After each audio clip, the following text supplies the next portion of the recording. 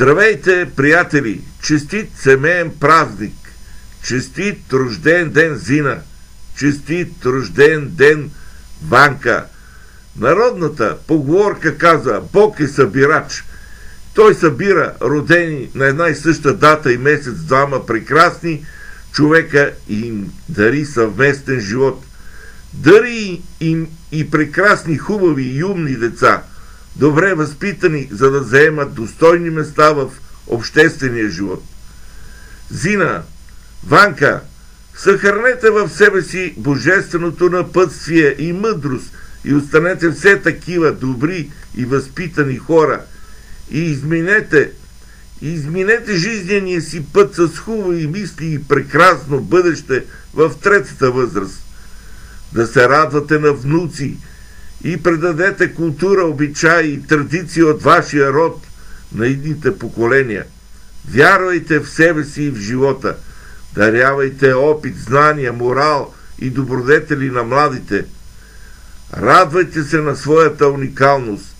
Живейте в прегръдката на здраве и щастие и нека всяка ваша хубава мисъл тази година да бъде сбъдната мечта. От все сърце ви пожелавам дълголетие и много семейно щастие. Това ви го пожелавам за празника. Весело изкарване на вашия ден. Хубавия празник, приятели!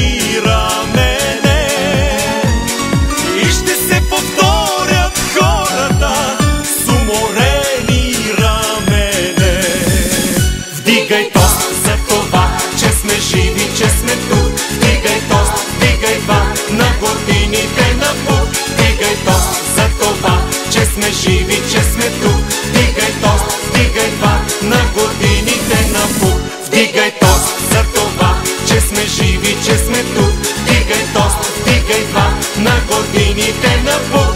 Пожелай си сега времето да позволи да посрещнем с любов нашите рождени дни. Да посрещнем с любов нашите рождени дни.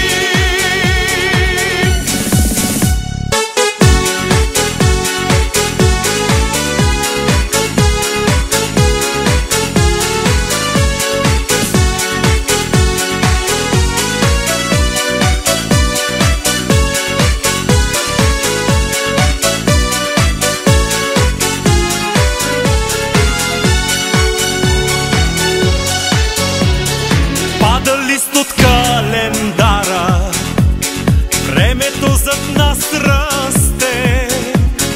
Знам, нещата се повтарят и не се повтарят те. Вярно е, че се повтарят нашите рождени дни. Само че това повтаряне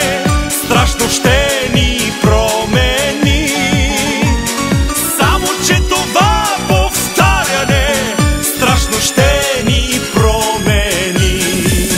Вдигай тост за това, че сме живи, че сме тук. Вдигай тост, вдигай два на годините напук. Вдигай тост.